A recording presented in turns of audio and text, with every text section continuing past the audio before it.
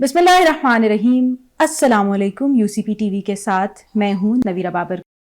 मौजूद सामाईन, मादरी ज़बान किसी भी खित्ते की पहचान और तहजीब व सकाफत की आयनादार होती है। हमारी कौमी ज़बान उर्दू इतनी शीरीं है कि सुनने वाले के कानों में रस घोल देती है। हर साल मादरी ज़बान का आलमी दिन मनाया जाता है। इसी हवाले से गुफ्तगू करने के लिए आज हमारे साथ मौजूद हैं मोहतरम डॉक्टर इलियास अंसारी साहब। आपने इंटरनेशनल रिलेशंस में पीएचडी की और आजकल यूनिवर्सिटी ऑफ सेंट्रल पंजाब में एचओडी जनरल एजुकेशन और असिस्टेंट प्रोफेसर के तौर पर खिदमात सर अंजाम दे रहे हैं। बहुत शुक्रिया सर आपकी तशरीफ आवरी का। Thank you. सर, किसी भी कौम की तामीर और उसकी तरक्की के लिए कौमी ज़बान क्या किरदार अदा कर सकती है? बिस्मिल्लाहिर्रहमानिर्रहीम। सबसे पहले तो हम इसको दो हिस्सों में तकसीम कर लेते हैं जुबान को। एक मादरी जुबान है और दूसरी कौमी जुबान है। दुनिया में इस वक्त एक्टिवली जो जुबानें बोली जा रही हैं वो तकरीबन कोई 4,500 के करीब हैं, और चंद साल पहले इसकी तादाद 6,000 थी और उसकी तादाद में मुसलसल कमी वाक़ई हो रही है। और उसकी बुनियादी वजह ये है कि जब लोगों का आपस में इख्तलात होता है, माशरे आपस में जम होते हैं, तो जिस तरह का लाइफस्टाइल बन चुका है, तर्ज हयात है जो हमारा, लोगों को रोज़गार की खातिर जो है वो छोटे शहरों से बड़े शहरों की जानिब, देहात से शहरों की जानिब जो है वो मूव करना पड़ता है। उसके नतीजे में ज़ुबान के ऊपर भी उसके गहरे असरात मुरतब होते हैं। तालीम भी एक जो है वो किरदार अदा करती है। तो यूं बहुत सारी जुबानें जो हैं उसके बोलने वाले कम रह गए हैं। जी सर। कि बुजुर्ग जो थे वो देहात में और छोटे शहर में रह गए और नई नस्लें उनकी मुंतकिल हो गई दूसरे इलाकों में और उन्होंने उस इलाके की जुबान को इख्तियार कर लिया। जी सर। नतीजतन जो जुबानें हैं उनकी तादाद में इस तरीके से कमी आई। तो अब एक ख्याल ये है कि कोई इस वक्त चंद हजार जुबानें जो है वो बोली जाती हैं, उसके ऊपर जो है वो इख्तलाफ है। बाज़ के नज़दीक ये ज़ुबानों की तादाद 4,000 है, बाज़ के नज़दीक ये 4,500 है, बाज़ के नज़दीक इसकी तादाद इससे भी ज़्यादा है। चलिए हम इसको 4,500 भी अगर तस्लीम कर लेते हैं तो ये सारी वो ज़ुबानें हैं जिसमें लोगों की मादरी ज़ुबान है। बाज़ मुल्कों में मादरी ज़ुबान ही कौमी ज़ुबान भी होती है। ऐसे ही मिसाल के तौर पर बांग्लादेश के लोगों की ओवरवेलमिंग मेजॉरिटी, गालिब अक्सरियत जो है वो बंगाली बोलती है। तो इसलिए वहां पे कौमी जुबान भी उनकी वही है। अगरचे सिलहट के इलाके के अंदर जो है चकमा कबाइल जो हैं वो दूसरी जुबान बोलते हैं, लेकिन वो बहुत थोड़ी तादाद में है। इसी तरीके से कई ममालिक और हैं जिनके यहाँ सिर्फ एक ही जुबान बोली जाती है, तो वही कौमी है और वही मादरी है। लेकिन इसके मुकाबले में अगर आप देखें तो दुनिया में सबसे ज्यादा जो जुबानें बोली जाती हैं वो पापुआ न्यू गिनी में बोली जाती हैं। जी सर। वो कोई 750 से ज्यादा हैं। उसके बाद फिर इंडोनेशिया का नंबर आता है, तकरीबन 700 के करीब जुबानें बोली जाती हैं। फिर हिंदुस्तान जो है उसमें 350 के करीब जुबानें बोली जाती हैं। चलें, उसकी तो आबादी बहुत ज्यादा है। इसी तरीके से अगर आप नाइजीरिया की मिसाल लें तो नाइजीरिया जो है वहां पे 200 से ज्यादा जुबानें बोली जाती हैं। उसकी आबादी इतनी बड़ी नहीं है, लेकिन इसके बावजूद तो वहां पे फिर जाहिर है कि राब्ते की एक जुबान जो है उसकी जरूरत पड़ती है। फिर हर मुल्क जो है वो अपनी सकाफती या सियासी जो भी उसकी रीजंस हैं उसकी बुनियाद पे किसी एक जुबान का इंतखाब करते हैं। और जहां तक पाकिस्तान का ताल्लुक है तो यहाँ पे भी पाकिस्तान में कोई 73 के करीब जुबानें छोटी बड़ी बोली जाती हैं। बाज़ लोगों का ख्याल है कि ये जुबानें नहीं है सारी, बल्कि कुछ डायलेक्ट्स हैं, लहजे हैं। लेकिन एनीवेज कोई 73 के करीब जुबानें आप कह लीजिए कि मौजूद हैं पाकिस्तान में, और उनमें से 35 के करीब जो हैं वो इस वक्त इख्तिताम के खतरे से दो चार हैं। बिल्कुल। और उसकी वजह यह है खासतौर पर पहाड़ी इलाकों में, क्योंकि लोगों का माजी में जब कम्युनिकेशन नहीं थी, रस्ल रसाइल और आने जाने के नकलो हमल के रास्ते इतने ज़्यादा अच्छे नहीं थे, तो लोग अपने इलाके में रहते थे, उनको दूसरे इलाके के लोगों से मिलने की ज़रूरत पेश नहीं आती थी, इसलिए उनकी ज़ुबान महफूज रहती थी। अब जब आपस में लोग मिलते हैं तो ज़ुबानों के ऊपर भी उसके असरात मुरतब होते हैं। तो यूँ हमारे उन पहाड़ी इलाकों में कोई 35 के करीब ज़ुबानें ऐसी हैं जो मादूमी के ख़तरे से दो चार हैं, यानी वो इख्तिताम के करीब हैं। तो हमने बात यह की थी कि बुनियादी तौर पर जुबानों को हम दो हिस्सों में तकसीम कर सकते हैं, मादरी और कौमी। तो मादरी की तो मैंने वजह बयान कर दी, और उसके बाद है फिर कौमी। मसलन जैसे पाकिस्तान में अगर 73 जुबानें बोली जाती हैं, या हिंदुस्तान में 350 जुबानें बोली जाती हैं, या नाइजीरिया में 200 बोली जाती हैं, या पापुआ न्यू गिनी में 750 बोली जाती हैं, या और मुल्कों की मुख्तलिफ, तो वहां पर जाहिर है फिर कोई राब्ते की एक जुबान तो तय करना लाजमी होगा। بعض کیسز میں ایک سے زیادہ کی بھی ضرورت ہوتی جی ہے.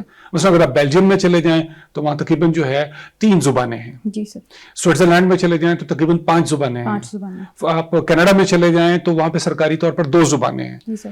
تو پھر وہاں پہ یہ کہ دوسری زبان کی تعلیم بھی لینا ممکن ہوتا ہے. تو یہ 2-3 زبانوں کی حد تک تو ٹھیک ہے, لیکن جہاں 73 ہوں, 350 ہوں, 750 ہوں, تو وہاں پھر دشوار ہو جاتا ہے. پھر وہاں پہ کسی ایک زبان کو لانے کی کوشش کی جاتی ہے اور وہ پھر ان کی قومی زبان ہوتی ہے. اور جیسے کہ میں نے پہلے کہا کہ بعض کیسز کے اندر قومی زبان مادری زبان بھی ہو سکتی ہے, لیکن وہ ریئر کیسز میں, محدود کیسز میں ہوتی ہے.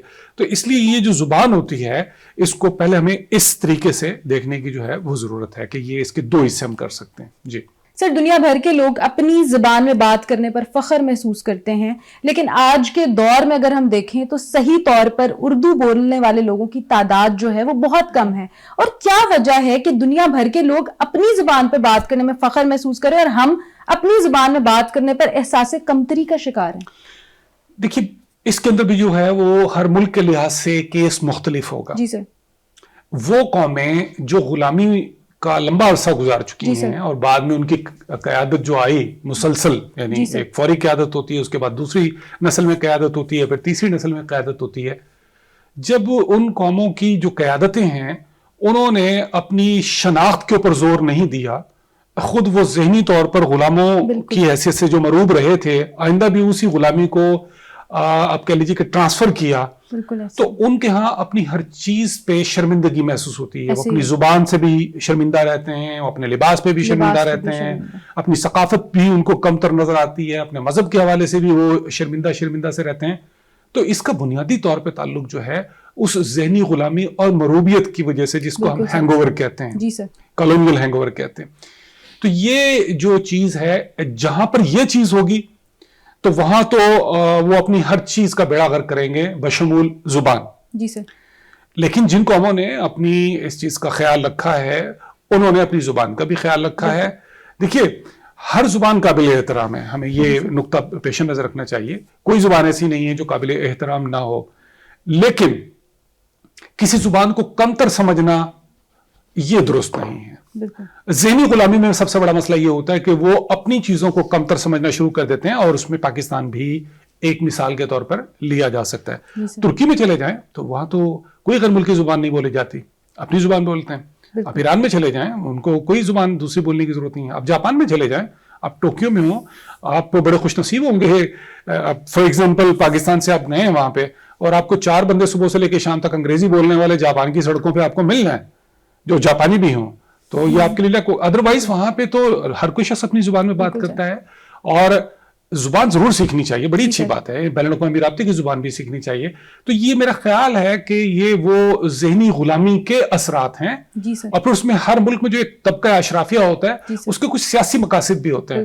وہ اپنے ہی طبقے کو کا جو تسلط ہے وہ برقرار رکھنا چاہتا ہے, عام لوگوں کو نہیں آنے دینا چاہتا. پاکستان کے کیس کے اندر انگریزی زبان جو ہے وہ اس طرح سے ہمارے اوپر مسلط ہے. جی سر. باوجود اس کے کہ ستمبر 2015 میں ایک دفعہ پھر قومی زبان کے حوالے سے, اردو کے حوالے سے عدالتی فیصلہ آ چکا ہے. لیکن دیکھیے 2015 سے آج 24 میں ہمیں سرکاری اداروں نے ابھی تک جو ہے, ایون سپریم کورٹ جس نے فیصلہ دیا اس کی اپنی پوری کی پوری عدالت اور عدالتی فیصلے اردو کے اندر موجود نہیں ہیں. جی سر, اردو ادب کی اگر ہم بات کریں تو اردو ادب کی بڑی ہی عمدہ اور ایک لازوال تاریخ ہے. بہت سے شعراء اور ادیبوں نے اس زبان کا سہارا لیتے ہوئے اپنے فن کا اظہار کیا. سر, آج کل کے دور میں بھی اردو ادب پر کام ہو رہا ہے. بہت سارے شعراء اور ادیب ہیں جو اپنا حصہ ڈال رہے ہیں, لیکن آپ کو کیا لگتا ہے کہ کیا زبان پر جو کام ہو رہا ہے وہ کافی ہے, اور کیا وہ اپنا حق ادا کر پا رہے ہیں؟ دیکھیے, زبان کی جو کتب لکھی جاتی ہیں اس کی مختلف اصناف ہیں. شاعری ہے, ڈرامہ ہے, ناول ہے, افسانہ ہے, تاریخ نویسی ہے, جی سر, سیرت نگاری ہے, اور اس طرح سے اور بہت سارے جو ہے نا جی اس کے اصناف ہیں جس پہ لکھا جاتا ہے. اب پہلے میں اگین یہ بات دوبارہ واضح کرتا ہوں, پاکستان میں ہم چونکہ مادری زبانوں کے حوالے سے بھی بات کر رہے ہیں, تو خوش قسمتی سے ہمارے پاس پاکستان میں اردو زبان میں بھی اس پہ بہت سارا کام ہو رہا ہے. اور اس میں جو ہے ہماری جو علاقائی زبانیں ہیں اس میں خصوصی طور پر سندھی میں بہت زیادہ کام ہو رہا ہے. البتہ جو دیگر زبانیں ہیں اس میں بھی کام ہو رہا ہے مگر نسبتاً کم ہو رہا ہے. جی سر. اس سب کے لیے سرکاری سرپرستی کی ضرورت ہوتی ہے. بالکل سر. پاکستان کے 1973 کے آئین میں ہماری تمام جو علاقائی اور مقامی زبانیں ہیں جی سر. ان کے تحفظ اور فروغ کے لیے کہا گیا ہے. یہ بدقسمتی سے ہماری جو اشرافیہ ہے جی سر. وہ یا جو ہمارے پالیسی ساز ہیں جی سر. وہ اپنے کچھ مخصوص مقاصد کی وجہ سے یا یوں کہہ لیجیے عدم توجہی ہے ان کی ہماری ان تمام اردو سمیت تمام زبانوں کی جانب. جی سر. تو اس کے نتیجے میں جتنا انقلاب آنا چاہیے تھا بدقسمتی سے وہ نہیں آ رہا, اور بالخصوص ہماری جو مختلف علاقائی زبانیں ہیں ان میں بڑا یہ ایک افسوسناک مرحلہ ہے. لیکن یہ تو چیزیں ہر زبان میں کسی نہ کسی طریقے سے شاعری, نغمہ, گیت, یہ ساری چیزیں تو چلتی رہتی ہیں. اصل چیز ہے علمی کام. جی سر. علمی کام کے لحاظ سے اگر ہم دیکھیں تو وہ بہت کم کام ہو رہا ہے اردو میں, چونکہ ہماری قومی زبان ہے اردو, اس میں بہت کم کام ہو رہا ہے. وہ ہم زیادہ تر کام انگریزی میں کر رہے ہیں. جی سر. افسوسناک بات یہ کہ دیکھیں آپ فرانس میں جائیے, وہ سارا فرانسیسی میں کام کرتے ہیں. جی سر. ترجمے کرنے والے ادارے موجود ہیں, وہ دوسری زبانوں میں تراجم ہو جاتے ہیں. تو اسی طریقے سے ہمارے پاس اردو مقتدرہ قومی زبان کے نام سے ایک ادارہ موجود ہے تراجم کے لیے اور ساری سہولتوں کے لیے. ہم اس سے استفادہ کریں اور تراجم کے لیے مشین لرننگ جو ہے اس کا زیادہ بہتر استعمال کریں. گوگل کا جو اردو ٹرانسلیشن ہے وہ ایک خیال ہے کہ 80% کے قریب جو ہے وہ اس کا جو ایکوریسی لیول ہے, اس کے ٹھیک ترجمے کی جو صلاحیت ہے وہ 80% کے قریب ہے. اس کو 100% تک لے جانے کے لیے حکومتی سرپرستی کی ضرورت ہے. یہ کام کرنا اشد ضروری ہے جس پہ کام بدقسمتی سے نہیں ہو رہا ہے. ہماری کئی ایسی یونیورسٹیز جو سائنس اور ٹیکنالوجی سے متعلق ہیں اس میں شعبہ جات میں نے دیکھے بنے ہوئے ہیں, لیکن بعد میں فنڈنگ نہیں ہے, اس پہ کام نہیں ہو رہا کہ اردو زبان کو کس طریقے سے مشین لینگویج کے ذریعے سے جو ہے وہ کیا جائے. آرٹیفیشل انٹیلیجنس کے یا مصنوعی ذہانت کے اس دور کے اندر جو ہے آپ یہ دیکھیے کہ یوٹیوب کے اوپر جو کانٹینٹ اویلیبل ہے, جو مواد دستیاب ہے, اس میں آپ اس کے سب ٹائٹلز والا بٹن دبائیے. اردو میں اگر کوئی گفتگو ہو رہی ہے تو وہ اس کو دیوناگری اسکرپٹ کے اندر, ہندی اسکرپٹ کے اندر جو ہے وہ اس پہ سب ٹائٹلز دینا شروع کر دیتا ہے. تو یہ کام تو ہمیں کرنے کی ضرورت ہے کہ اس کو اردو میں بھی آنا چاہیے. تو کہنے کا مطلب یہ ہے کہ اس میں ہندوستان نے اپنی زبانوں کے فروغ اور ترویج اور ترقی کے لیے بہت کام کیا ہے. ہم ہر علمی کام میں بدقسمتی سے بہت پیچھے ہیں, ہماری ترجیحات میں شاید یہ سب چیز نہیں ہے. تو ہم اس کے اندر بھی بہت مشین لرننگ کے ذریعے سے ایسے ٹولز بنا سکتے ہیں جیسا کہ دنیا کی دیگر زبانوں کے لیے موجود ہیں. تو اس کے فروغ کے لیے بہت سارا کام کیا جا سکتا ہے. اب دوسرا ایک بہت بڑا مسئلہ یہ ہے کہ چونکہ اردو زبان کی وسعت زیادہ ہے اور اس کے حروف تہجی زیادہ ہیں, مثال کے طور پہ زال, زوئے, زواد, زے, اب یہ مختلف الفاظ مختلف چیزوں کے لیے استعمال ہم کرتے ہیں. اس کا جو تلفظ ہے, آواز ہے, وہ تقریباً ایک جیسا ہے. اب انگریزی میں اس کو لکھنے کے لیے زیادہ آسانی ہے تو لوگ زیڈ کے ذریعے سے اس سے کام چلا لیتے ہیں. جی سر. تو نتیجہ یہ ہے کہ اب ہم جو موبائل کے اوپر میسیجنگ کرتے ہیں اس کے اندر بھی اردو کا استعمال نہیں کرتے. اردو رسم الخط کو ترک کیا ہوا ہے, رومن میں لکھتے ہیں, جو کہ اردو کے لیے ایک بہت خطرناک چیز ہے. اور یہی وجہ ہے کہ ہمارے ہاں جو اردو ہے اس کی املا, اس کے ہجے, اس میں بہت زیادہ غلطیاں پائی جاتی ہیں. تو ان سب چیزوں کے لیے سافٹ ویئر بنائے جا سکتے ہیں. جی سر. اگرچہ مثال کے طور پہ واٹس ایپ کی مثال لیجئے, واٹس ایپ کے اوپر اگر آپ اردو میں وائس کے ذریعے سے بات کرتے ہیں اور ساتھ میں اگر آپ کا اردو کی پیڈ آن ہے تو وہ اردو میں لکھنا شروع کر دیتا ہے. تو اس طریقے سے یہ اس کے فروغ کے لیے اقدامات کیے جانے چاہیے. پنجاب حکومت نے یہ قانون سازی کی کچھ عرصہ پہلے کہ جو بل بورڈز ہیں لگے ہوئے مختلف اشتہاری کمپنیوں کے, وہ اردو کو اردو رسم الخط میں لکھیں گے, لیکن آپ دیکھ لیجئے اس پہ کوئی عمل درآمد نہیں ہوا ہے. تو ہمارا قانون سازی ہے بدقسمتی سے اس کے نفاذ کے اوپر جو ہے وہ بہت مشکلات ہیں, اس کے اوپر کوئی توجہ نہیں ہے. جی سر, ہماری جو فلم اور ڈرامہ انڈسٹری ہے جو کہ ہمارے گھروں میں بھی ایک بہت بڑا میڈیم ہے اور اس کی ایک مخصوص آڈینس بھی ہے, تو سر آپ کو کیا لگتا ہے کہ زبان کے فروغ میں کیا ہماری میڈیا انڈسٹری اپنا کردار ادا کر رہی ہے؟ دیکھیے اس لحاظ سے تو ضرور ادا کر رہی ہے کہ اردو میں پروگرام بنتے ہیں, فلمیں بنتی ہیں, ڈرامے بنتے ہیں, اور اس کے علاوہ دنیا کے دیگر ممالک کی فلمیں جو ہیں یا ڈرامے جو ہیں وہ اردو میں ڈب ہوتے ہیں. تو یہ تو چیز موجود ہے, لیکن جو اصل چیز ہے وہ یہ ہے کہ اس میں اردو کے الفاظ کا استعمال کتنا ہو رہا ہے, اس میں کس تیزی کے ساتھ ہم نے انگریزی کا, مطلب مجھ سمیت میں نے بھی یہاں گفتگو کرتے ہوئے بہت سارے انگریزی کے الفاظ استعمال کیے ہیں, لیکن اس کو جس حد تک دیکھیے کہ جب ہم ڈرامہ ریکارڈ کر رہے ہوتے ہیں اس میں اگر کہیں لفظ غلط بول دیا گیا ہے اس کو روک کے اس کی تصحیح کی جا سکتی ہے. میرا یہ خیال ہے کہ وہاں پہ اس حوالے سے توجہ کم ہے. ہمارے اخبارات کی مثال لے لیجئے, ہمارے جو نوجوان نسل ہے وہ انگریزی کے الفاظ کو براہ راست لے جاتی ہے, اس کو اردو ترجمہ کرنے کی زحمت کا دورہ نہیں کرتی. اب ایک بڑی تعداد میں دیکھیے جو ان پڑھ طبقہ ہے اس کو انگریزی کے اتنے سارے الفاظ آپ اردو کے ساتھ ملا کر دے رہے ہیں, ان کو تو آدھی بات سمجھ میں نہیں آئے گی. اب کم از کم ان کا آپ تھوڑا سا خیال کیجیے. اس سلسلے میں جو مثال جو ہے وہ فالو کرنے کی یا اس کی پیروی کرنے کی ضرورت ہے وہ ہے ڈاکٹرز کی. جی سر. ڈاکٹر کو دیکھیے کہ وہ جس علاقے میں ہوگا وہ اس علاقے کی زبان کے اندر سوال کرے گا, وہ اپنی میڈیکل کی جو اصطلاحات ہیں اس کا استعمال نہیں کرے گا, وہ مریض کی صحت کے نقطہ نظر سے وہ بات کرے گا جو اس کو سمجھ میں آ سکے. تو اسی طریقے سے اگر ہم زبان کا فروغ چاہتے ہیں, اردو کا تحفظ چاہتے ہیں, اپنی علاقائی زبانوں کا بھی تحفظ چاہتے ہیں, تو ہمارا میڈیا بالخصوص جو ہے اخبارات, رسائل, جرائد اور ٹی وی پہ خبریں, اس کے ساتھ ساتھ ڈرامے اور فلمیں, اس میں ہمیں کنٹرول لگانا ہوگا, سب کو ذمہ داری پوری کرنا ہوگی. سر دراصل اردو زبان میں وسعت بھی ہے نا, کہ اردو ایک ایسا گلدستہ ہے کہ جس میں عربی, فارسی, لاطینی اور سنسکرت اور انگریزی جیسے الفاظ جو ہیں وہ سما جاتے ہیں, تو اس لیے بھی تھوڑا سا جو ہے مجھے لگتا ہے کہ الفاظ کی آمیزش اس میں ہو جاتی ہے. میرا نقطہ نظر اس معاملے میں تھوڑا سا مختلف ہے. یہ زبانوں کے آغاز میں تو ایسا ہوتا ہے, وہ دنیا کی دوسری زبانوں کو لیتی ہیں اور پھر وہ ایک مقام پر پہنچ جاتی ہیں, یہاں تک تو ٹھیک ہے, اور وہ صرف اردو کے ساتھ ہی خاص نہیں ہے, وہ دنیا کی دیگر زبانوں کے ساتھ بھی اسی طریقے سے ہے. اب اردو کوئی 400-500 سال پرانی زبان تو ہو چکی ہے, اب یہ اپنے اس پختگی کے معیار تک جو ہے وہ پہنچ چکی ہے کہ اب یہ اس کے پاس اپنے الفاظ ہونے چاہیے اور اس کے ترجمے کیے جانے چاہیے. اب آپ دیکھیے کہ ہندوستان میں انہوں نے کوشش کی کہ عربی اور فارسی کے الفاظ کا ہندی زبان سے اخراج کیا جائے, اس کی جگہ پہ انہوں نے سنسکرت کے الفاظ کا استعمال کیا ہے. اب آپ یہ دیکھیے کہ آج کے جو پروگرام آتے ہیں انڈیا کے, اس میں سنسکرت کتنے الفاظ ہوتے ہیں کہ ہمارے لیے سمجھنا مشکل ہو جاتا ہے. تو اس طریقے سے اگر ہم اردو کی کا تحفظ چاہتے ہیں تو پھر اس کے اندر اس کی وسعت کو اسی کے اندر سے تلاش کرنا ہوگا. انگریزی کے الفاظ آپ ڈالتے چلے جائیں گے تو وہ کچھ ٹیکنیکل الفاظ ہوں, تکنیکی بنیادوں پر ڈال دیے جائیں تو وہ چلیے ٹھیک ہے, ریڈیو ہے, ٹی وی ہے, اے سی ہے, انٹرنیٹ ہے, وائی فائی ہے, یہ ٹھیک ہے چل جائیں گے.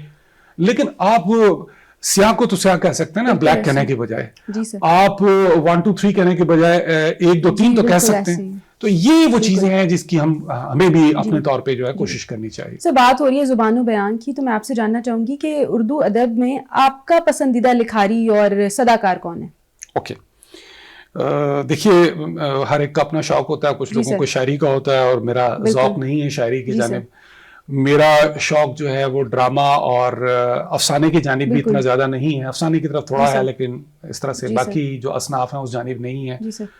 تو میں اگر نثر کی بات کروں, اردو نثر کی, تو میرے لیے جو زیادہ میرے پسندیدہ ہیں ان میں سید ابو العلا مودودی, مولانا ابوالکلام آزاد, یہ لوگ ہیں کہ جنہوں نے بہت خوبصورتی کے ساتھ اردو لکھی ہے.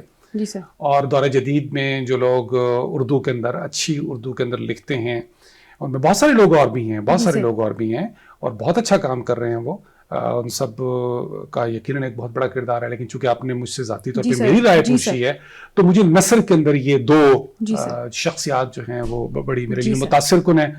صداکار کا آپ نے کہا, اب صداکار میں تو پھر آواز جہاں تک خوبصورتی ہے وہ تو اللہ تعالیٰ نے لوگوں کو مختلف دی ہے. تو میرا خیال ہے کہ میں جو ہے 60s میں پیدا ہوا اور اب میں نے تو آدھی صدی سے زیادہ زندگی کا سفر اپنا طے کر لیا ہے. تو نوجوان نسل میں بھی بہت زیادہ ابھرتے ہوئے صداکار موجود ہیں. ہمارے زمانے کے بھی لوگ موجود تھے, نور جہاں تھیں, مہدی حسن تھے, اللہ غریق رحمت کرے. تو اس طریقے سے آج کے دور کے اندر عاطف اسلم بھی ہیں اور بہت سارے لوگ بھی ہیں. تو یہ میرا خیال ہے کہ یہ ذرا مشکل ہوگا کسی ایک شخص جو نا اس کو مختص کر لینا. اردو کے حوالے سے میں نے مولانا مودودی کا اور مولانا ابوالکلام آزاد صاحب کا بتایا. اسی طریقے سے اگر آپ بات کریں انگریزی میں تو مجھے سڈنی شیلڈن جو ہیں وہ اس میں مجھے بہت سادہ زبان جو ہے وہ مجھے بہت پسند ہے. جی سر, پروگرام کے اختتام پر آج کے موضوع کی مناسبت سے آپ کیا پیغام دینا چاہیں گے ہماری نوجوان نسل کو؟ سب سے پہلی بات یہ ہے کہ لوگ زبان کی بنیاد کے اوپر لوگوں کو کاٹتے ہیں, نفرت پیدا کرتے ہیں. اس اور دم, ہم اور وہ, اس میں تقسیم کرتے ہیں. ہم حضرت آدم علیہ السلام کے اولاد ہیں, اس اعتبار سے سب انسان برابر ہیں. اس لیے ہمیں ہر ایک دوسرے کی زبان کا احترام کرنا چاہیے, مذاق نہیں اڑانا چاہیے.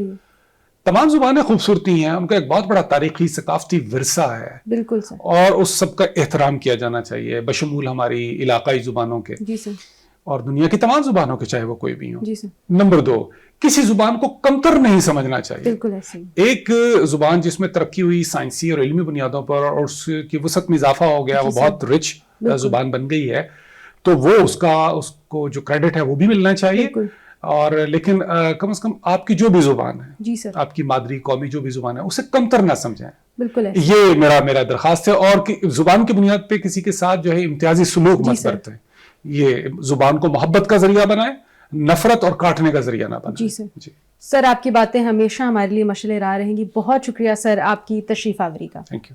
اردو ہے میرا نام، میں خسرو کی پہیلی، میں میر کی ہمراز ہوں غالب کی سہیلی، دکن کے ولی نے مجھے گودی میں کھلایا، سودا کے قصیدوں نے میرا حسن بڑھایا، ہے میر کی عظمت کہ مجھے چلنا سکھایا، میں داغ کے دامن میں کھلی بن کے چنبیلی، اردو ہے میرا نام، میں خسرو کی پہیلی۔ اس کے ساتھ ہی اپنی ہوسٹ نویرہ بابر کو اجازت دیجیے، زندگی رہی تو پھر ملیں گے، اللہ حافظ۔